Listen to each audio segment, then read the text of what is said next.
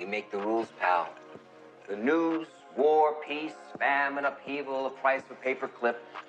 We pick that rabbit out of the hat while everybody sits out there wondering how the hell we did it. Alcohol, right?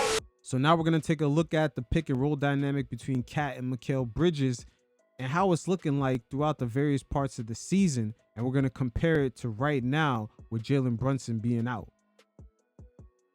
And keep in mind with Mikal, he doesn't necessarily have a pull-up three like Brunson did in his first season with the Knicks. He really worked on that, and we've seen it develop in his second season and also right now in his third. It's just night and day the difference. But Mikal this season, one thing I've noticed in a lot of the pick and roll game with Cat, he doesn't necessarily have a pull-up three that he goes to right away off the dribble. And also, we're going to notice in this segment right here, just him getting these picks, you know, around the sidelines, anywhere where he's going to be trapped. He doesn't like to dribble in tight spaces neither. But nothing really comes about in this sequence. And let's keep in mind with Mikal Bridges, he doesn't necessarily have a pull-up three coming off this pick right here. We've seen Jalen Brunson in his second and his third season with the Knicks. His pull-up game coming off this pick is just disgusting. He has really worked on it, and it's pretty much night and day from those seasons. But Mikal coming off this pick right here, just him being around the sidelines and the baseline, just with limiting his space. He doesn't really like to dribble in tight spaces, and pretty much nothing comes out of this. So fast forward, the Knicks running more high ball screens, and keep in mind this is without Jalen Brunson being in the lineup due to his injury. But them running more screens like this at center court is going to give Mikal more time to kind of fill out what's happening and kind of be patient with his decision making. Because right here in this spot right here, he normally gives up his dribble. But because the screen came a lot higher, by the time he comes down, he could be a bit more patient. As we're going to see right here, he's going to work his way into his spot. And again, the reason why I bring up to kind of pay attention to the dynamic between Mikal and Cat in the pick and roll is because it begins to open up this offense a bit more, not making us as predictable with Jalen Brunson just constantly bringing up the ball. And the Knicks, they do have a lot of off-ball cutters like Josh Hart, OG Anunoby. These guys begin to open up this offense and kind of bring different dynamics to teams. They don't have to overly plan on just blitzing Brunson or just kind of collapsing the paint every time he drives. And Brunson, low-key, ever since he was in Dallas with Luka, because of course Luka's going to be handling the ball so much, Brunson, he knows how to play off ball. He can be that catch and shoot guy, especially from three. But even though this offense this season is doing their thing, they're only really operating on about 60% of their imagination. Again, you got Mikal running pick and roll with Cat. Cat can pick and pop with the three. You got OG and Josh Hart cutting, and you got Brunson who knows how to move off ball and is able to make catch and shoot threes. So this offense does have a whole nother level it can get up to. Here it is again. The Knicks were giving Mikal a lot of high ball screens at center court. Brook Lopez, he's in drop back coverage, and this is what Mikal needs coming off these picks. He needs all this space because he does not like to operate in tight spaces, and he completely attacks Lopez on that. Once again, Mikal coming off these high screens, he has way more time to kind of figure out what these defenses are doing. If Giannis begins to collapse, you got OG in his corner spot.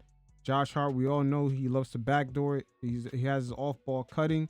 And let's say Brunson was in the lineup. Brunson knows how to move off-ball, and he can catch and shoot from here.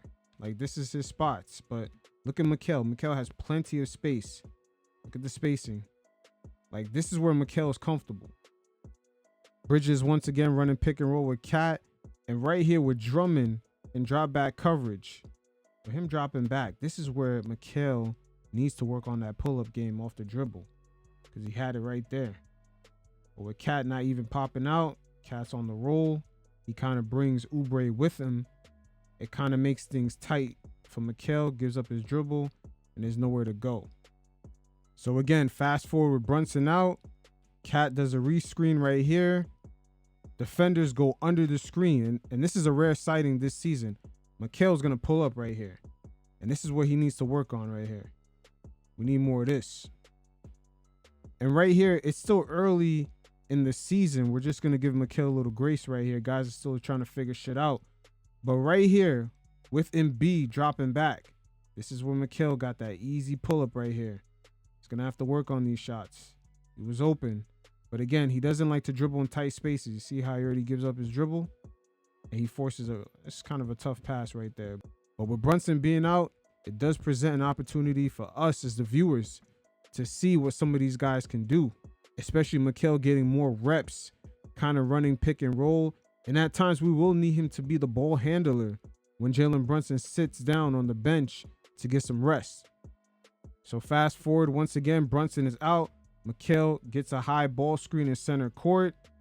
Brook Lopez is in drop back coverage. So look how much time and space Mikal has to kind of fill this defense out, to see, where these defenders are going to go. Once he almost touches the paint, he's around the high post. He's able to make a decent pass right there to get OG an open shot. Again, these reps are going to be real important going into the playoffs, especially with getting easier shots when Brunson is on the bench. Again, with Brunson being out, Mikal just getting the reps that he needed in the beginning of the season. You see how he's staying patient right here in tight spaces. Now he's getting the reps with Brunson out. Just the Knicks needing an additional playmaker. Again, Mikal, no Jalen Brunson in the lineup.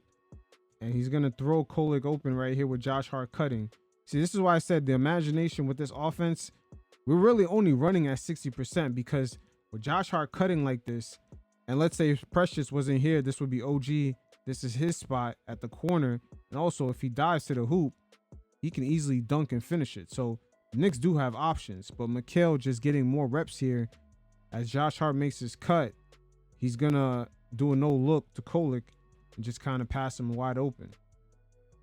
But plays like these you can't be mad at, because the offense at times, especially with Brunson sitting down, getting rest, we're kind of stagnant. Guys are taking difficult shots.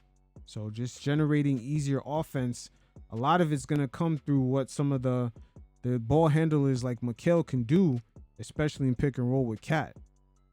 And going into this year's playoffs, there's going to be certain teams we could take advantage that love to play this drop back coverage. The Indiana Pacers, the Milwaukee Bucks, and at times the Cleveland Cavaliers with Jarrett Allen. So going up against teams like that in that type of coverage, this pick and roll dynamic is going to pay dividends right here, because this is Mikal's bag. Anywhere around him touching the paint and just Cat having that ability to pop out for three, it's going to leave quite a few teams guessing. You see Mikal, he still had time to give it out to Cat, but this is his bag right here. So some of the biggest benefactors on the Knicks with Brunson being out was Mikal Bridges, along with some of the bench players on the Knicks that got more reps, like Miles McBride, Shamet, Cameron Payne. But Mikal especially, he benefited from getting more reps, especially with Cat in that pick and roll, just kind of felicitating that offense. And OG Anunoby also, he got more into his bag, his offensive skill set, a little step back. We've seen OG kind of unleash and let the world know, man, especially in New York City, he's here to stay. He's about to make a lot of noise heading into these playoffs.